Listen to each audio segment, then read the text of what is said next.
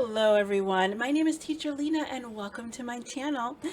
I'm an ESL online teacher, and in this video I wanted to talk to you about Vipkid and some of the things that they look for in your mock classes.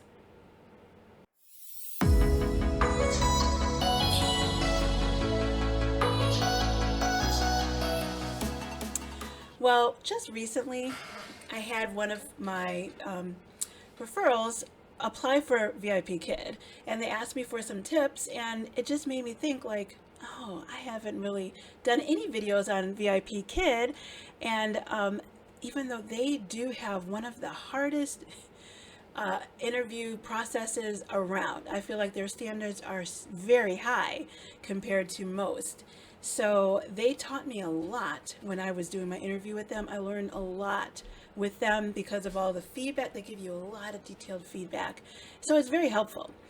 And some of the things that they told me, I want to share with you so that when you try to apply for Vipkid, you can know some of the things that they're going to look for, and you can practice them and be aware of them in your mock classes.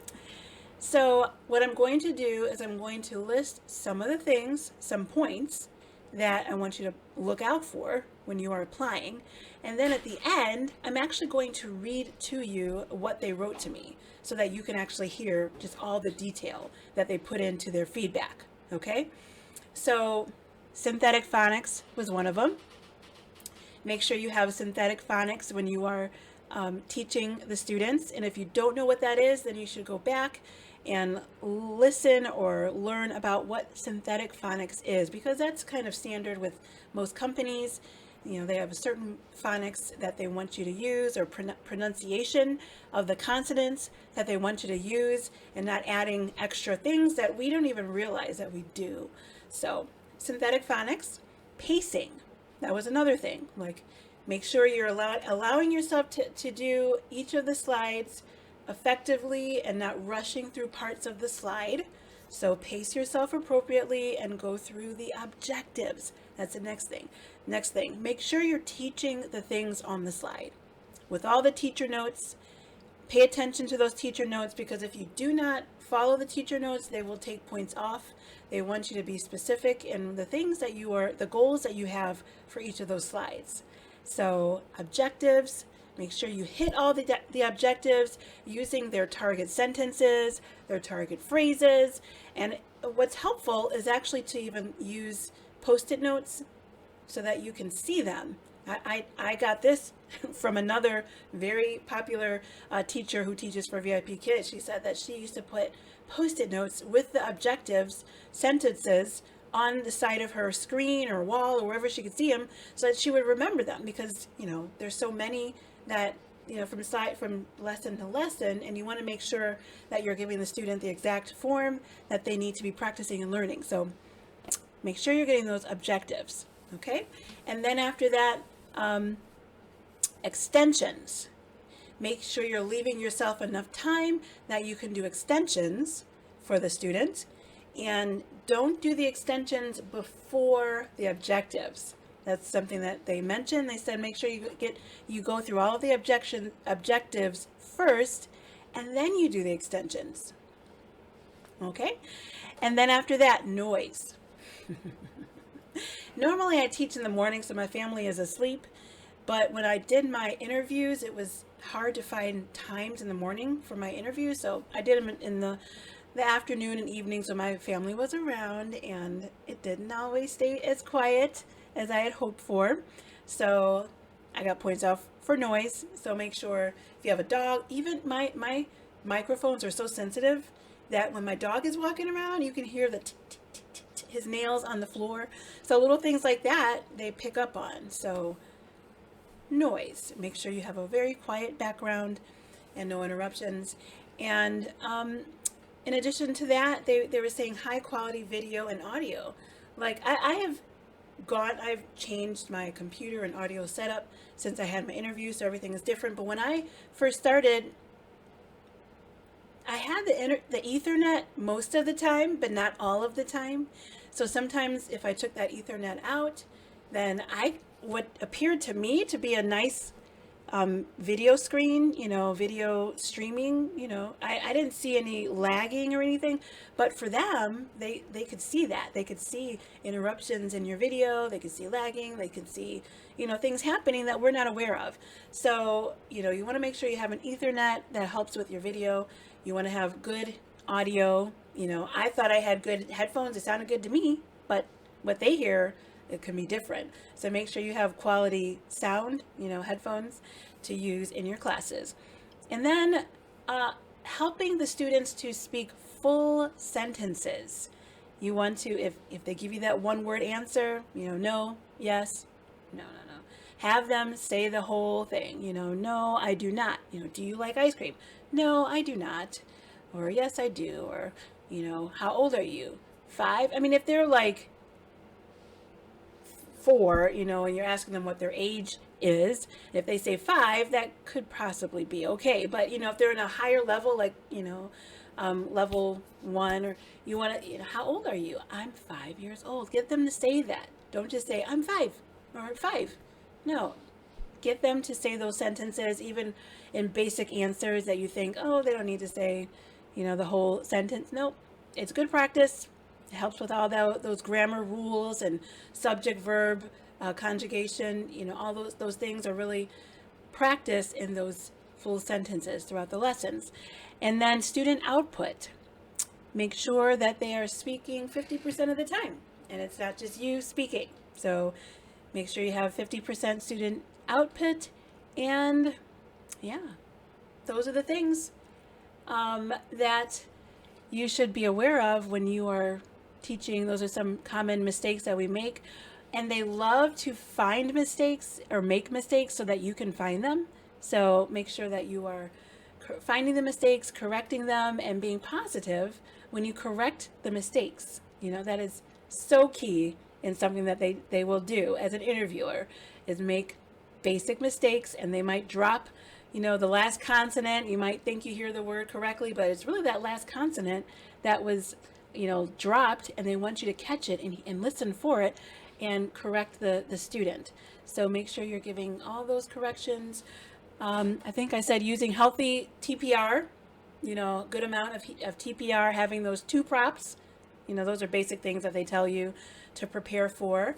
And yeah, so those are some points, but I want to go ahead and read what they actually wrote to me, because I've had a lot of certifications with Vipkids, and so I didn't always pass. And I won't go through how many times it took me to to pass some of these things, but I learned a lot. But it was the most frustrating thing, because I'm like, I am a teacher. It should not take me this long. I should pass the first time. Don't take it for granted. With any of these interviews, don't take it for granted. Practice. I mean, when I thought that I could wing it, I did, and I couldn't. So I learned that I had to practice. I had to record myself. I had to write notes out and all those things in order to practice. That's my experience. Now, some of you all out there could probably do it with one try and get all the points and do everything perfectly. That's great. But for me, I took it for granted because I am a teacher and I taught kids for 15 years, and I thought, I know this. So this is one of, I'm not going to read everything. I copied all of a whole bunch of stuff. So I'll read a couple of them here. First, things teacher did well. You showed an understanding of the proper ESL techniques needed for the online classroom. You incorporated some educational TPR in your lesson that was clear and understandable for low-level learners. You used good I do, we do, you do modeling techniques, which were adapted for the students' understanding. For a majority of the new content, you patiently prompted student repetition at least once. You're supposed to do it 3 times. When the student made errors, you corrected most of them in a positive way and encouraged correct output. You elicited full sentences from the student for most of the time. The sentences were aligned with the student's level, and different cues were utilized to motivate their usage throughout the lesson. Additionally, sentence drills were varied. Your speaking speed and word choices were level appropriate throughout the lesson. You clearly introduced the reward system at the beginning and used the rewards evenly throughout class in combination with effective verbal praise. You used clear classroom commands, both TPR and verbal, during a majority of the class and avoided conflicting commands for low-level learners. The students was given a sufficient number of chances to speak. Ideally, low-level learners will speak at least 50% of the time compared to the teacher. You adapted your content delivery method, and I'm still reading. This is all the feedback you get for positive, and I didn't even pass a class. Okay, so your delivery was done in a natural way that actually engaged the student. Overall, you maintained a friendly attitude during your teaching time, which was suitable for students' age and behavioral needs. You gave the student ample time to respond without rushing them and exercised patience in class. Your appearance was tidy and professional for today's class. You were attentive to the student the whole time. Your audio, video, and internet connections were high quality and did not interrupt the flow of the class. Your lighting was balanced and there was no major issues with glare or shadows. Thanks for making this a fun lesson for the student. Areas of improvement. I hope that you will continue to grow and improve, that your class can be the best possible learning environment for your student. While teaching, you made some English errors that were not corrected. Example, synthetic phonics for P and B. Pay special attention to synthetic phonics, grammar, diction, and general usage. You paced yourself appropriately on some of the slides. However, it is important to cover all vital slide content and make sure you are not delaying or rushing through certain parts. You effectively taught some of the objectives in the slides you covered, but be sure not to bypass any essential points in the lesson, or it could negatively impact the student's progress. Example, what sound does panda start with? Panda starts with P. P. P. Even at this point, I don't know if it's P or P. I don't know. I'm not even sure. You found limited opportunities to extend upon the lesson content. Make sure you only attempt extension after ensuring slide objectives are met.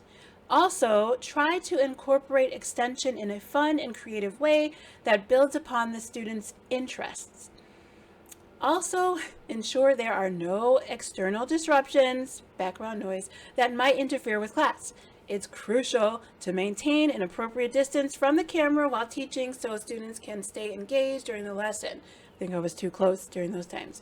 So, yeah, that was one of my feedbacks. And you could see, like, I got so much positive and it was like a little bit of negative. So, you know, maybe they're trying to brace me for the fact that I failed. So that was one. And I just, you know, this can be kind of lengthy. You don't have to listen to it all, but I'm just going to go ahead and read the next one just because it's good for some people to learn from. To become an effective VIP kid teacher, I would recommend that you focus your efforts in these areas. You elicited full sentences from students for part of the time. You'll want to ensure that these sentences are aligned with the student's level and that you utilize various cues to motivate their usage throughout the lesson. You paced yourself appropriately on some of the slides. However, it is important to cover all vital slide content and make sure you are not delaying or rushing through certain points. High quality audio and video are essential. Your internet connection was adequate for most of the class, but when your family walked through, it did noticeably decrease. This may have been unrelated. However, the connection was impacted for a few minutes in the middle of class. While your background was very appropriate, it is also important to have a distraction-free classroom space so that the student cannot hear other family members, pets, or electronics. Yeah, that was bad timing. I shouldn't have had that interview at that time of day. Okay, here's another one. To become a highly effective VIP Kid teacher, I would recommend that you focus your efforts in these areas. You incorporated a limited amount of educational TPR in your lesson. Make sure it's clear and understandable for low-level learners. For some of the new content, you prompted student repetition. However, repeating all new words at least twice is ideal. When the student made errors, you corrected a few of them. When correcting, do your best to encourage the student and prompt their output. You elicited full sentences from the student for part of the time. You'll want to ensure that those sentences are aligned with the student's level that you utilize. It's kind of the same as the first one I read. Your speaking speed and word cues were level appropriate during part of the lesson, but you want to ensure most of the language can be understood by a low-level learner. While teaching, you made some English errors that were not corrected. Pay special attention.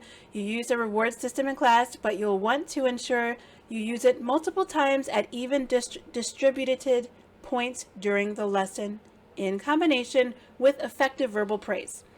You paced yourself appropriately on some of the slides. However, it is important to cover all vital slide content and make sure you are not delaying or rushing through certain parts. You effectively taught some of the objectives in the slides you covered. Be sure not to bypass any essential points in the lesson, or it could negatively impact the student's progress. You did not use any opportunities to extend upon the lesson content. Make sure you only attempt extension after ensuring. You could see like some of these things, I believe they just kind of like cut and paste. So this is a lot like the first one that I read to you. So I'm not going to continue to read this one, but you can see that is how they do it. And VIP Kid, they're very helpful. They have a lot of ways to help you grow as a teacher. That's one of the reasons why I wanted to get hired by them, because they have a lot of trainings. They have a lot of different levels for you to teach at, large variety of classes. So, it is really great for, a great experience, but it is not the best platform for everyone. Like I've said before, you have to find a company that works with you. If you're not getting booked at VIP Kid, well, there's other companies that you can get booked at, and you are kind of left up to the left up to the parents' mercy to, do they want to book you or not? So you never know. Like I was not very successful at VIP Kid at getting a lot of bookings. I got a handful of some, but it's kind of it doesn't really work well with the other companies that I work with. But at Gogokid, which is a very similar company, I got several bookings over there. So it's kind of interesting how that works. There are a lot of successful teachers at VIP Kid, teachers who look different. They don't just focus on a particular look or age or what have you. I mean, there's so many different type of teachers at VIP Kids, so I don't think that it's just because of how you look or how your teaching style or something. That's not it. That's not. I don't know why some teachers are successful and some aren't. It's a mystery to me. But that's just what happened. Maybe it's your availability. Maybe you're not opening enough classes. Maybe it's something to do with your profile page if you're not getting enough classes with VIP Kid. But there's a lot of factors that go into it. But I just like to tell people this because if you are going to go for VIP Kid, there's a 50-50 chance that you are going to get the bookings that you want. So be aware of that before you go through the process. And if you have any questions and if you'd like for me to help you with the application process, I could definitely help you. I do coach my recruits. I offer one-on-one coaching. I will, watch any video of you teaching that you'd want me to. There's many ways that I do this. So I'd be happy to help you go through the application process. Just let me know. But thanks for watching. If you made it all the way through to the end, I'm really impressed. And I would love for you to like the video if you can. And if you have not already, subscribe to my channel because I do put out videos every week, sometimes one, sometimes more. So if you like this content, go ahead and subscribe. Thanks for watching, and I will see you in the next video. Bye.